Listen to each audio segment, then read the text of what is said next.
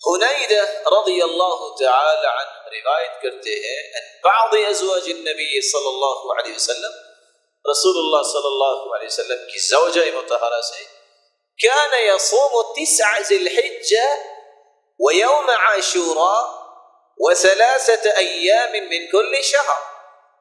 رسول اللہ صلی اللہ علیہ وسلم 9 ذی الحج تک اور 10 محرم کا روزہ رکھتے، و3 أيام من كل شهر، اور ہر روز ہر مہینے 3 دن کا روزہ جس کو ایام 20 کہا جاتا ہے، 13، 14 اور 15 تاریخ کا روزہ رسول اللہ صلی اللہ علیہ وسلم رکھا کرتے تھے۔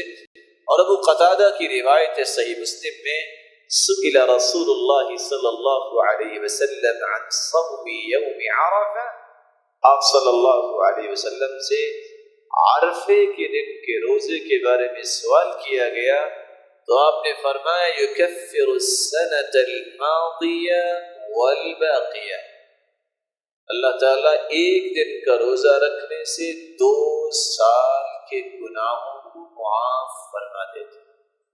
وَأَحْتَسِبُ عَلَى اللَّهِ أَن يُكَفِّرَ السَّنَةَ الَّتِي قَبْلَهُ وَالَّتِي بَعْدَهُ، اور میرا گمان ہے کہ اللہ رب العزت اس کے 2 سال کے گناہوں کو معاف فرمائیں گے، جو سال گزر چکا ہے، جو سال جاری ہے، ان دونوں سالوں کے گناہوں کو معاف فرمائیں گے۔ رسول اللہ صلی اللہ علیہ وسلم نے عرفہ کے دن کے روزے کی بات کی ہے۔ سوال یہ ہے کہ عرفہ کے دن کا روزہ کون سا روزہ؟ علماء کی لمبی چوڑی بحث موجود ہے۔ کچھ لوگ کہتے ہیں عرفہ چونکہ مکہ میں ہے، عرفات کا میدان، اور جب حاجی میدان عرفات میں جاتے ہیں تو وہ تو روزہ نہیں رکھتے، ان کے لیے جائز نہیں ہے۔ روزہ تو وہ رکھتا ہے جو میدان عرفات میں نہیں گیا، اس لیے جس دن حاجی میدان عرفات میں ہوں گے اس دن روزہ رکھا جائے۔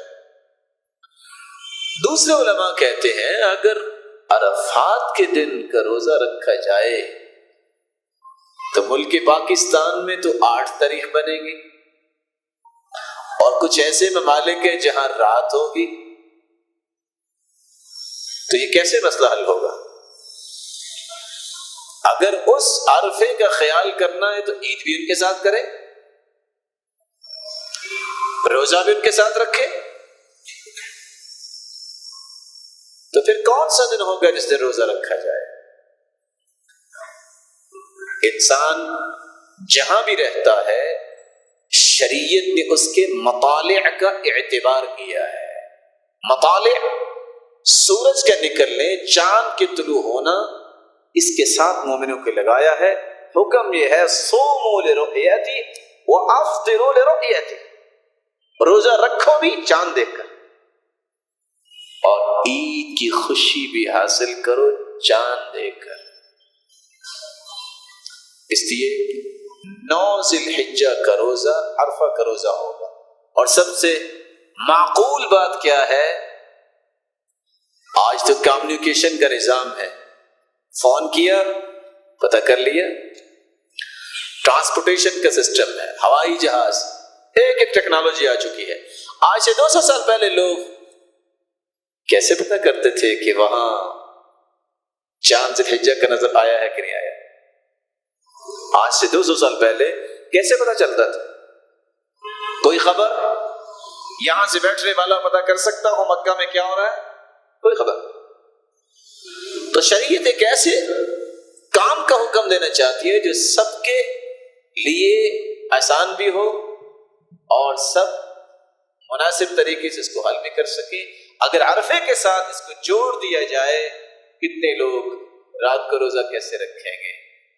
رات ہے وہاں اور مکہ میں دن ہے، اور اگلا دن آیا عرفے کا روزہ تو نکل چکا اس کا۔ جس طرح لیلۃ القدر تو ایک ہے، لیکن کون سی رات ہے رسول اللہ صلی اللہ علیہ وسلم نے اس کے بارے میں طے نہیں کیا۔ اگرچہ اکثر روایات جیسا کہ ابن حجر اسقلانی فرماتی ہیں 27ویں پر دلالت کرتی ہیں، لیکن ہر سال لیلۃ القدر بدلتی رہتی ہے، اور تمام دلائل کو جمع کرنے سے یہ بھی پتہ چلتا ہے کہ ہر جگہ اللہ تعالیٰ تمام مسلمانوں کو لیلۃ القدر عطا کرتے ہیں. یہ اللہ رب العزت کے فیصلے ہیں جو دنیا کے ہر خطے میں قائم ہیں اور ہر ایک کو لیلۃ القدر ملتی ہے. اس لیے طاق رات میں اس کو تلاش کرنے کا حکم ضرور ہے، لیکن علماء کی یہ رائے بہت قوی ہے کہ بس اوقات یہ جفت رات بھی ہو سکتی ہے. کسی جگہ طاق ہے اور کسی جگہ جفت بھی ہو سکتی ہے. اللہ تعالیٰ عطا کر سکتے ہیں. اس لیے آپ نے فرمایا جو مطلق روایت فَالْتَمِسُوهَا فِي الْعَشْرِ الْأَوَاخِرِ، اس کو آخری عشرے میں تلاش کیا جائے. تو 9 ذی الحج کا روزہ، عرفے کا روزہ، جس سے 2 سال کے گناہوں کو اللہ تعالیٰ معاف فرما دیتا. تاجر کبھی بھی تجارت کے گر تو بیان نہیں کرتا، لیکن مومن کی تجارت جو کہ جنت کی تجارت ہے، اس طرح کے گر شیئر کرنے چاہیے. 30 سالہ نوجوان اگر 15 دوستوں کو تیار کرے، روزہ رکھو، پھر افطاری بھی اپنے گھر کروائے.